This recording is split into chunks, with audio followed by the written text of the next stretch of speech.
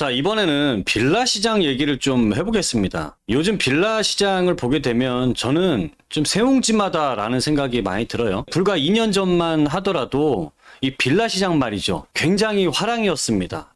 위쪽에 파란색이 아파트예요. 아파트 매매 거래를 나타낸 거고 빨간색이 빌라입니다. 근데 이게 2017, 2018, 2019, 2020까지는 아파트, 파란색인 아파트가 절대적인 매매 비중 우위를 차지하고 있죠. 근데 크로스가 되는 때가 나타나요. 그게 언제냐면 2021년도부터는 이 비중이 역전돼 버렸습니다. 자, 1월 달부터 10월 달까지의 매매 거래량을 봤어요. 아파트 매매 거래는 차츰차츰 감소하는 흐름. 이 와중에 이 빌라의 매매 거래 건수가 아파트에 비해서 무려 83.4%나 높았다라는 거죠. 자, 이때 왜 이런 일들이 있었을까요? 그 당시에는요, 2020년, 2021년도에 너무 비싸다 보니까 아파트를 들어가기가 어려웠다라는 게 첫 번째 이유고, 자, 두 번째 이유는 뭐냐면 9억 이상 대출자들에 대해서는 대출을 엄격하게 DSR 40%를 강하게 적용을 했습니다. 대출을 잘 안 해줬어요. 그러니까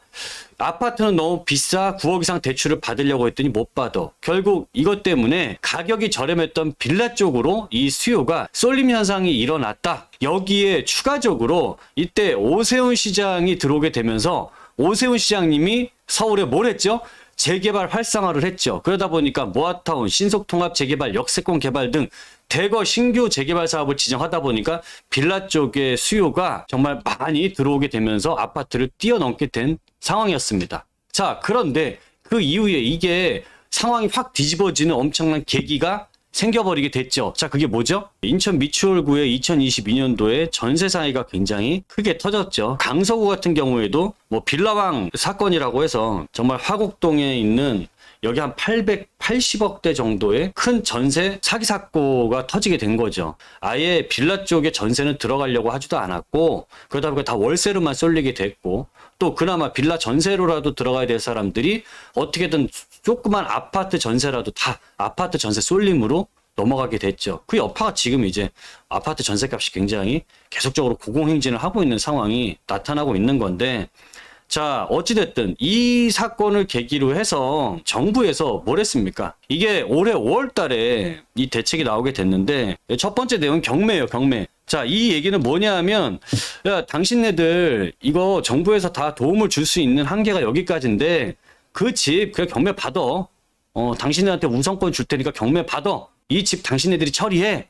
라고 하는 거고요. 그 다음에 여기 뭐 무이자 대출해주는 거, 이거는 어떻게든 버텨라. 그리고 살던 집 매입해라. 이게 대책입니까? 그리고 강서구 쪽에서도 피해받으신 분들이 한 30명 되는데 이 중에 67% 정도가 이 집을 실제로 경매 받는 과정이 현재 진행 중에 있답니다. 근데 현재 경매 건수가 하도 많이 증가를 하다 보니까 이 시간도 많이 걸리고 있고, 이 사이에 이자 비용들이 계속적으로 좀 나가고 있고, 경매 비용도 또 많이 들고, 또 잡다한 소송까지 같이 하다 보니까 정신적으로 경제적으로나 너무 피곤한 상태에 있다 보니까 끝내야 되는데 지금 이게 대책이 다란 말이에요.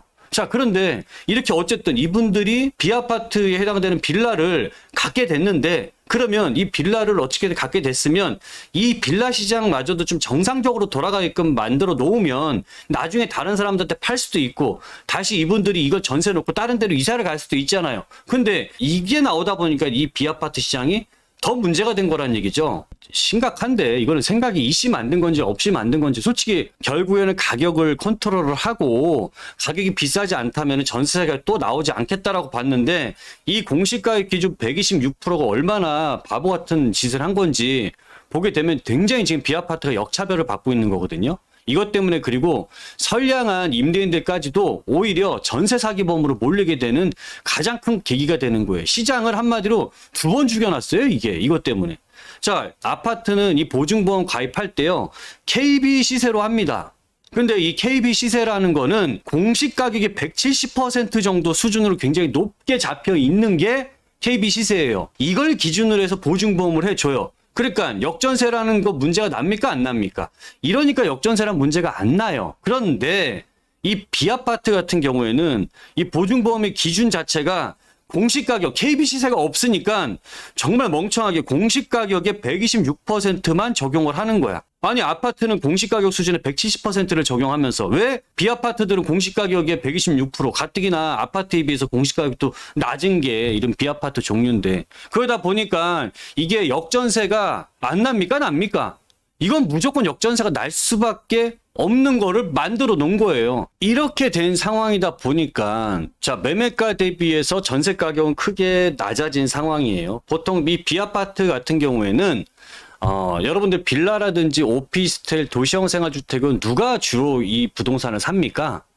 실수요자 비중보다는 투자자들에 대한 비중이 좀 더 크다라고 보시면 될 것 같아요. 근데 매매가 대비 전세값이 당연히 커졌으니까 이거를 매수하려고 하는 사람들 자체가 없어졌고, 또 전세를 맞추기 어려운 까다로워진 상황이다 보니까 이거 걱정이 되니까 또 이걸 못 사게 되는 케이스가 나왔고, 또 여기에 그렇다고 다주택자들의 뭐 중과세를 완화해 줬습니까? 뭐 주택임대사업자 같은 경우에 혜택을 줬습니까? 자, 이런 거 전혀 없었던 상황이잖아요. 그러다 보니까 다주택자들 입장에서 이런 부동산을 그 돈 있는 사람들이, 여유가 있는 사람들이 사줬어야 되는데 사줄 수 있는 상황 자체도 안 만들어줬다라는 거죠. 또 더 황당한 거는 뭐냐면 이제 9.16 대책이라고 해서 이 대책에서 이런 비아파트를 어떻게 좀 활성화를 시켜볼까? 그럼 공급자들을 통해서 좀 많이 공급할 수 있도록 해볼까? 라고 해서 말도 안 되는 공급자한테만 혜택을 주는 정책을 폈어요. 아니, 살 사람이 없는데 그럼 누가 이거를 짓지도 않아요. 살 사람도 없으면. 그 결과가 나오잖아요. 자, 보시게 되면은 2022년도 이때부터 전세 사기라든지 문제가 터지기 시작했고, 여기에 대한 영향이 비아파트 쪽으로 들어오면서 3,000건이었던 게, 서울 빌라들이 착공 물량이 3,000건이었던 게 반토막이 납니다. 이때는 보증제도까지 이제 변경이 된 상황에서 어떻게 됐냐? 또 반의 반토막이 서울의 빌라 착공 물량 400건이면 그냥 없다라고 보시면 돼요. 그리고 3분기잖아요, 이거. 앞으로 4분기에는 이 결과가 어떻게 나올까요?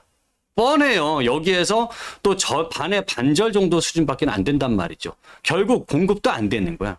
결국 이 시장 자체가 어떻게 망가지게 된 거냐면, 이 수요가 없는 상황에서요, 결국 사기 피해자 당하셨던 분들이 있죠. 이분들은 거의 2번 당한 케이스랑 똑같아. 전세 사기 당하고 나서 정부에서 대책이라고 마련한 거에 여기에 이 전체 시장이 무너지면서 여기 또 당하게 된 거지. 이거 누가 보상할 겁니까? 자, 그리고 빌라 공급 시장 자체도 지금 어마어마하게 위축이 돼버렸어. 이 빌라 시장을 지금 이게 아파트는 주택이고 비아파트들은 주택이 아니다, 이런 개념으로 보시면 안 되는 거예요. 자, 여러분들, 서울에 있는 주택들 중에서 아파트는 60%가 차지하고 있고요. 이 중에 40%는 빌라나 비아파트 시장이 차지하고 있어요. 서울 사람들 모두가 다 아파트 살고 있습니까? 자, 그러면 여기에서 40%에 있는 분들은 대한민국 국민도 아니고 서울시 시민도 아니에요? 이분들 이거 가지고서 주거 사다리 목적으로 여기에 살고 있다가 돈 모으고 또는 청약 점수 모아서 아파트 받으려고 정말 천신만고 끝에 노력하시는 분들이에요. 이런 사람들한테 주거 사다리를 그냥 걷어차버리게 둬서 되겠습니까? 이 시장 자체를 다시 정상으로 돌아가게끔 만들어줘야 된다는 거죠. 일단 국토부 장관님이 바뀝니다. 비아파트 중심의 주택 공급 정책을 추진하겠다. 이분은 지금 현재 시장을 아주 제대로 정확하게 보고 계시는 분입니다. 이 시장이 이미 기울어진 운동장이 돼 있다는 걸 인식하고 계시기 때문에 다시 정상으로 활성화를 시켜야 되는 거고, 또 서울 도심 같은 경우에 아파트를 공급을 하고 싶어도 암만 지금 열심히 재개발 뚝딱뚝딱 해서 진행이 된다 하더라도 5년 7년 안에 되는 거 어렵습니다. 그럼 그 사이를 메꿔줄 수 있는 거는 비아파트 시장이 그래도 지금부터 열심히 사업 추진해서 시작한다면 2, 3년 안에 공급이 활성화될 수 있기 때문에 지금 이 정책을 빨리 바꿔놓겠다라는 얘기예요. 현재 1, 2인 가구 비중 같은 경우가 63%가 되어 있고, 특히 이 사람들이 살 수 있는 소형 아파트들은 거의 없어요. 대단지 아파트들 재개발하거나 재건축할 때 15평짜리, 18평짜리 얼마나 만들 것 같습니까? 둔촌주공 아파트 재건축을 할 때 12,000세대짜리잖아요. 그 중에서 17% 정도만 15평, 18평 나왔습니다. 그게 현재 서울에서 나온 초소형 아파트들 가장 많이 공급한 케이스라고 볼 수 있어요. 그 17% 정도가. 자, 그 나머지는 그럼 지금까지 10%도 안 되는 초소형이 공급이 됐는데 그걸 누가 어떻게 공급했죠? 대부분 민간 건설업자들이 공급을 했고, 이분들이 빌라, 도시형 생활주택, 오피스텔 대부분을 공급을 했었단 말이죠. 근데 지금 이 시장 자체를 무너뜨려 버리게 된다면 도심에 있는 소형주택은 누가 도대체 어떻게 공급을 할 거라는 얘기인가요? 자, 이렇게 해주세요, 장관님. 전세 보증제도 원상 회복을 시키는 게 가장 급선무인 것 같습니다. 이런 시장 자체가 이것 때문에 정말 너무나 비아파트 전세 시장 왜곡이 심했기 때문에 바꿔주셔야 될 것 같고요. 그 다음에 주택임대사업자 혜택 지금 너무나 죽여놨죠. 이거 부활시켜야 어쨌든 여유 있는 사람들이 적어도 지금처럼 어려운 시장에서 이런 부동산들을 사줄 수 있는 사람들이 나오게 될 거예요. 그리고 이제 비아파트 주택수 제외라든지 다주택자 부분들에 대한 규제 완화가 돼 있어야 시장이 정상이 되면서 지금같이 어려운 상황에서 부동산을 그래도 여유 있는 자금, 유동성들이 들어와서 해줘야 해결이 될 수 있다라고 생각을 합니다. 자, 이렇게 이제 정리를 해보고, 자, 다시 이로 좀 넘어가 볼게요. 자, 화곡동에 특히나 강서 쪽에 이 피해가 상당히 컸고, 근데 강서구에 있는, 여기 있는 분들 중에서요, 이렇게 이제 내 주택을 다시 매입을 하게 되는 분들이 계시잖아요. 물론 원해서 했다라기보다는 비자발적으로 이제 소유를 하게 됐는데, 저는 이분들이 지금 분명히 나 지금 시장도 안 좋은 이런 빌라를 내가 떠안게 되니까 가져가도 이게 고민이고 정말 걱정이다. 돈은 돈대로 들어가고. 그런데 조금만 버티고 힘을 내보세요. 앞으로 4년 뒤, 5년 뒤에 강서 쪽에 계신 분들이 있죠. 이렇게 좀 피해를 입으셨던 분들이라든지 이런 분들이 4년 뒤, 5년 뒤에 그 빌라가 아파트로 바뀌어서 거기 안에 남들이 부러워할 만한 아파트를 여러분들도 가지실 수 있게 될 만한 좋은 소식이 나왔습니다. 그걸 한번 보도록 할게요. 자, 12월 8일이죠. 서울시에서 지금 모아타운하고 신석통합기획 재개발을 가장 적극적으로 추진해서 빠르게 아파트 공급을 하려고 하는 재개발 정책입니다. 근데 이 중에서요, 최근에 이제 6곳 심의를 통과를 했다라고 발표를 했는데 이걸 통해서 7,000세대 주택 공급을 한대요. 강서에 무려 4곳, 강동 1곳, 관악구에 1곳. 강서 4곳에 이렇게 많이 이렇게 지정을 하게 되고 여기에 대한 관리 계획을 빠르게 승인을 한 데는 다 그만한 이유가 이런 부분들까지 저는 포함이 돼 있다라고 생각을 하거든요. 자, 이게 모아타운이 되게 되면 여러분들이 4, 5년 정도밖에 안 걸리는 이 사업이에요. 그게 일반 재개발을 했을 땐 평균적으로 8년에서 10년 정도 걸립니다. 이런 많은 단계들을 거쳐야 아파트가 나오게 되는데 이 모아타운은 가장 특징적인 게 4년에서 5년밖에 안 걸린다.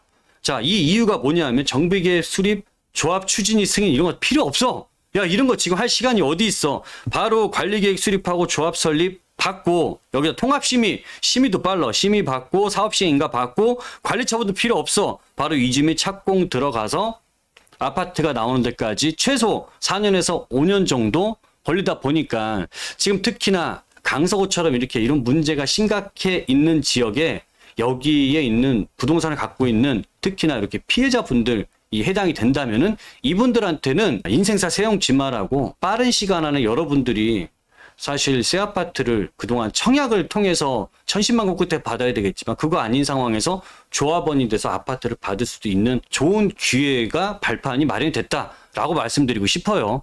희망을 갖는다라는 게 정말 중요한 거 아니겠습니까? 자, 그럼 이번에 어떤 구역들이 됐는지 잠깐 살펴보도록 할게요. 화곡 6동에 1130-7번지 일대가 지정이 됐고요. 위치는 이렇게 위치하고 있습니다. 여기가 어디냐면은 지금 요 왼쪽으로 쭉 따라가게 되면은 여기는 양천 향교역, 그 다음에 마곡지구 가는 요 라인이고요. 요 오른쪽으로 가면 등촌역이 바로 있습니다. 여기 9호선 역세권에 해당되는 위치다 보니까 위치 좋아요. 여기에 1171세대로 모아타운을 짓게 되는 거고요. 여기는 이제 용적률 상향등을 주겠다라는 거죠.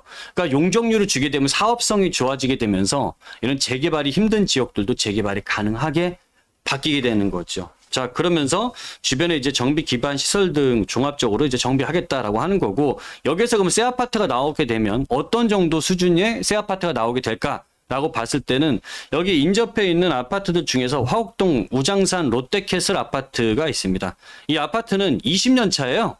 2003년도에 지은 1000세대급에 있는 아파트인데 20년 차 됐는데 현재 시세가 33평 기준으로 13억 정도 하던 게 가격이 빠져서 현재는 10억 초반 정도 하고 있습니다. 지금 빠진 가격이 이 가격이란 소리예요. 근데 이게 20년 차를 본다라고 했을 때 이게 앞으로 등촌역에서 1100세대짜리가 나오게 됐을 때 신규 아파트잖아요. 그렇게 봤을 때는 당연히 굉장히 이 안에서도 높은 가격에 시세가 형성이 되고, 지금 여기 화곡동처럼 좀 빌라 가격은 저렴하거든요. 2, 3억대 있는 저렴한 가격이다 보니까 추가 부담금을 더하더라도 충분히 사업성이 확보가 되고, 또 이 프리미엄이 형성이 되다 보니까 여기에서 받게 되는 분들은 정말 좋은 큰 도움이 좀 되실 수 있다라고 생각이 들어요. 자, 그리고 화곡 1동에 1087번지 일대, 여기 모아타운, 여기는 이렇게 오른쪽으로 쭉 왔을 때 이 자리가 화곡역입니다. 화곡역 역세권에서 10분 거리 이내에 위치하다 보니까 여기도 위치가 괜찮습니다. 1025세대로 진행을 하게 되고요. 여기는 2종의 7층 제한이지만 이거를 3종 일반 주거지역으로 종상향을 시켜서 모아타운을 추진하겠답니다. 또 도로도 좁았는데 6m짜리인데 이제 8m에서 12m로 도로 자체도 크게 확장을 하겠다라는 거죠. 자, 이런 기반 시설들까지 만들어지게 되다 보니까 용적률을 높게 부여할 수도 있는 겁니다. 자, 그리고 이 주변 시세를 보게 되면 여기에서 새 아파트가 나오면 얼마 정도 할까? 주변에 강서 힐스테이트 아파트가 있는데요. 2015년 지금으로부터 한 8년 차 정도 되는 아파트예요. 준신축이라고 할 수 있는 건데 이게 이제 2600세대급인 거고요. 지금 시세를 봤을 때 33평이 최고가 기준으로 봤을 때는 14억이 좀 넘었다가 현재는 가격이 빠져서 12억 7천 13억 정도를 하고 있는 시세를 갖고 있는 곳입니다. 굉장히 뭐 가격 자체가 높게 형성돼 있다라고 볼 수가 있겠죠. 자, 그리고 또 한 군데, 두 군데입니다. 이제 여기는 까치산역 역세권 주변 지역에 354번지, 그 다음에 359번지 일대, 그 다음에 여기 이 주변 블럭이 붙어 있어요. 얘네들이 354, 359번지가 붙어 있어요. 그래서 이 붙어 있는 블럭이 재개발이 되면은 총 3,509세대에 있는 대단지의 아파트가 나오게 됩니다. 그리고 여기서 이제 오른쪽으로 갔을 경우에는 까치산역에서 아주 초역세권이라고 보긴 어려워요. 10분에서 한 13분 거리에 위치를 하고 있는 거리인데, 그렇다 하더라도 지금 여기 우리가 있는 요런 빌라에 있는 주택의 개념에서 아파트로 새롭게 바뀌는데 그깟 뭐 12분, 13분이 뭐 큰 문제가 되겠습니까? 그렇죠? 자, 3,509세대짜리 아파트가 되고요. 현재는 6m, 8m짜리 도로가 12m로 또 도로도 넓어집니다. 그러니까 이렇게 도로도 넓히고 공원도 넓히겠답니다. 그러면 공원도 커지게 되면 이런 공공기여가 많이 들어가다 보면 당연히 용적률이 높아질 수밖에 없겠죠. 그리고 최근에는 이쪽 강서 화곡동 쪽 일대에는 여기 김포공항이 있다 보니까 고도 제한이라든지 이런 부분들에 제한을 받는데 앞으로는 이런 고도 제한에 대한 부분도 좀 완화가 많이 될 거라고 예상이 되다 보니까, 또 총선을 앞두고 있는 상황에서 지금 이 강서 쪽에서 총선에 들어오는 이 국회의원, 예비 국회의원들 같은 경우에는 큰 테마를 두 개를 가져가요. 강서가 지금 갖고 있는 이런 고도 제한 완화에 대한 부분하고, 그 다음에 이런 재개발 활성화에 대한 부분을 가지고 있는 게 거의 가장 큰 핵심적인 공약사항이라고 보시면 될 것 같아요. 그럼 이런 부분들까지 완화가 된다면 지금 모아타운 됐을 때 훨씬 더 큰 시너지가 나올 수도 있겠죠. 자, 현재 서울시에서 추진하고 있는 모아타운 같은 경우에는 전체 한 81곳이 현재까지 선정이 됐고요.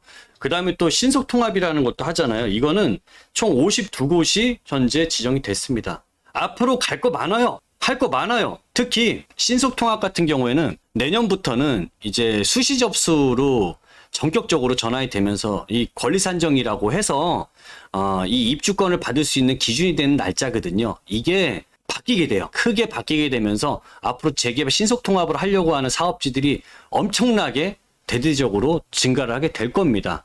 더 유리해졌기 때문에 그래요. 그러다 보니까 지금 이런 상황에서 정말 좀 기회는 앞으로 굉장히 많이 나오게 될 텐데, 제가 지금 이 비아파트 시장 중에서 빌라를 보면 세옹지마라고 했잖아요. 전세로 굉장히 힘들게 피해 보신 분들도 그분들이 물론 뭐 화곡동이라든지 강서구 이런 데가 최선의 선택이라고 말씀드리는 건 분명히 아닙니다. 그분들도 여유가 있다면은 그거를 팔고 나서 이런 상급지로 갈 여력이 되고 이러면 하겠죠. 근데 이렇게 할 수 없는 상황이면 솔직히 강서구 화곡동인 그분들 입장에서는 거기가 최선이 될 수도 있다라는 얘기예요. 그래서 어쨌든 저는 지금 현재 내가 위기에 봉착했다 하더라도 그 위기에 자꾸 비관만 하지 말고 자책만 하지 말고 오히려 희망이 될 수 있는 걸 여러분들이 끊임없이 찾아낼 수만 있다면 이 영상을 보시는 여러분들도 충분히 그런 기회를 갖고 있는데도 그걸 모르실 수도 있다라는 얘기입니다. 그래서 여러분들이 이런 내용들을 좀 많이 아셨으면 좋겠고요. 특히나 24년도 내년에 이런 빌라라든지 오피스텔, 도시형 생활주택과 같은 비아파트 시장은 정말로 올해와는 180도 다른 양상으로 갈 가능성이 상당히 높습니다. 그리고 현재 이런 비아파트들의 시장에 자체가 많이 무너져 있다 보니까 가격도 굉장히 많이 저렴하게 내려앉아 있는 상황이에요. 그래서 우리가 조금만 용기만 내고 조금만 작은 지식이라도 있다면은 저는 좋은 기회 충분히 만드실 수도 있다라고 생각을 했기 때문에 이 부분들은 제가 올해 연말부터 내년 초까지 계속적으로 알려드릴 예정입니다. 그리고 특히나 저희가 방송으로도 계속 알려드리지만 세미나에 참석을 하시게 된다면 실제 매물과 사례들을 아주 자세하게 제가 알려드리고 여러분들이 이해하실 수 있게끔 설명을 해드리고 있으니까 저희 꼰대들 세미나 매주 금요일 토요일 있는 거 많이 참석해 보시면 24년도에 부동산을 준비하는데 정말 큰 도움이 되실 수 있을 거다라고 저는 확신합니다. 자, 오늘 영상 우리 시청자분들께 도움이 되셨다면 구독, 좋아요, 알람 설정 부탁드리고요. 지금까지 시청해 주셔서 감사합니다.